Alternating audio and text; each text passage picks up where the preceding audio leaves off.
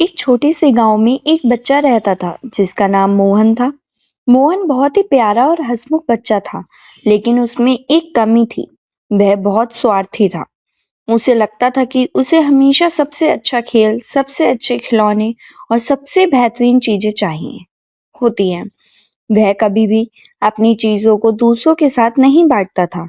उसकी माँ हमेशा उसे समझाती थी, अगर तुम अपनी चीजें दूसरों से बांटोगे तो तुम्हें सच्ची खुशी मिलेगी। लेकिन मोहन पर इसका कोई असर नहीं होता था। एक दिन मोहन अपनी दोस्तों के साथ खेलने जंगल में गया। जंगल में खेलते हुए उसे अचानक एक बूढ़ा हाथी दिखाई दिया। हाथी बहुत ही दुखी और उदास लग रहा था। उसकी आंखों में उदासी और अकेलेपन का भाव था। मोहन ने देखा कि हाथी बहुत बूढ़ा था और उसकी चाल भी बहुत धीमी थी। उसने हाथी के पास जाकर पूछा, तुम इतने उदास क्यों हो, हाथी भाई? हाथी ने धीरे धीरे जवाब दिया, मैं लंबे समय से इस जंगल में अकेला हूँ। मेरे पास बहुत सारी चीजें थीं, लेकिन मैंने कभी किसी से बांटी नहीं। अब मैं बूढ़ा हो गया हूँ और मेरे पास नहीं आता। मुझे अब तकलीफ हो रही है कि मैंने कभी किसी के साथ प्यार और सहयोग नहीं किया। मोहन हाथी की बातों को सुनकर चौंक गया। वह सोचने लगा, क्या सचमुच हमें अपनी चीजें दूसरों से बांटनी चाहिए? उसने हाथी से पूछा, तुम्हारी ये सारी चीजें किस काम आई अगर तुम किसी से नहीं मिल पाए? हाथी ने कहा, देखो, मैंने जो कुछ भी किया वह सब मेरे लिए था। मैंने कभी किसी को अपना दोस्त नहीं बनाया और अब मुझे इसका पछतावा हो रहा है। अब मैं अकेला हूँ और मेरे पास जो चीजें हैं वे मेरे किसी काम की नहीं है। मोहन को बहुत बुरा लगा कि वह भी तो बहुत सी चीजें अपने पास रखता था, लेकिन उसने कभी दूसरों से नहीं बांटी। उसने सोचा कि अगर वह भी अपने दोस्तों के साथ अपनी चीजों को साझा करे तो शायद उसे भी खुशी, सच्ची खुशी मिले।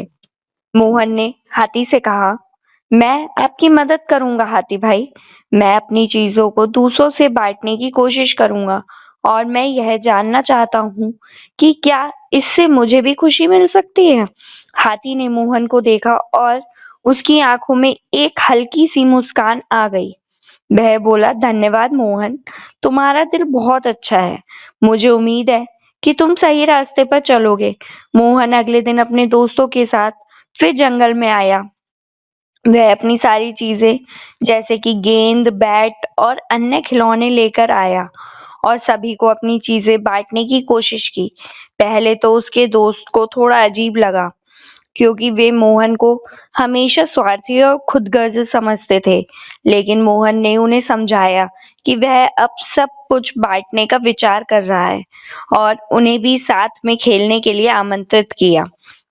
धीरे धीरे मोहन ने देखा कि उसके दोस्त खुश थे, सभी मिलकर खेल रहे थे और मोहन को यह एहसास हुआ कि चीजें बांटने से सच्ची खुशी मिलती है। वह समझ गया कि जब हम किसी से अपनी खुशियां बांटते हैं तो वह खुशियां दोगुनी हो जाती हैं। कुछ दिनों बाद मोहन फिर से हाथी के पास गया। इस बार वह बहुत खुश था। उसने हाथी से कहा, हाथी भाई, मुझे अब समझ में आ गया है कि अगर हम अपनी चीजों को बांटते हैं तो हमें सच्ची खुशी मिलती है। अब मैं अपनी चीजें दूसरों के साथ बांटता हूँ और मुझे अब अकेलापन महसूस नहीं होता। हाथी ने मोहन को देखा और कहा, तुमने बहुत अच्छा किया मोहन। अब तुम समझ पाओगे कि जिंदगी में सबसे महत्वपूर्ण चीजें होती हैं दोस्ती, प्यार और सहयोग। यह सारी चीजें हम दूसरों के साथ बांटकर ही पा सकते हैं। मोहन की आंखों में आंसू थे, लेकिन ये आंसू खुशी के थे। वह समझ चुका था कि उसकी माँ की बातें सही थीं। जो चीजें हम रखते हैं, अगर उन्हें दूसरों के साथ बांटते हैं, तो हमें सच्ची खुशी मिलती है। इस कहानी से हमें यह शिक्षा मिलती है कि अगर हम अपनी खुशियों और चीजों को दूसरों के साथ बांटते हैं, तो ना केवल हमें सच्ची खुशी मिलती है, बल्कि हम एक बेहतर इंसान भी बनते हैं। मोहन का यह बदलाव हमें यह सिखाता है कि दुनिया में सबसे बड़ा सुख दूसरों के साथ मिलकर जीने और अपनी खुशियों को साझा करने में है। अकेले सब कुछ पाने से कहीं ज्यादा महत्वपूर्ण है दूसरों के साथ मिलकर खुशियों का अनुभव करना। यह कहानी हमें यह भी सिखाती है कि कभी भी किसी चीज को खुद तक सीमित नहीं रखना चाहिए। जीवन में हर किसी को प्यार और सहयोग की आवश्यकता होती है और हमें उन लोगों के साथ अपने संसाधन बांटने चाहिए जो हमारे साथ हैं। यही सच्ची खुशी का रास्ता है। इससे हमें 3 नैतिक शिक्षा मिलती हैं। पहली, शेयरिंग से खुशी मिलती है। दूसरी, दोस्ती और सहयोग सबसे बड़ी संपत्ति है। तीसरी, स्वार्थ छोड़कर प्यार बांटना चाहिए।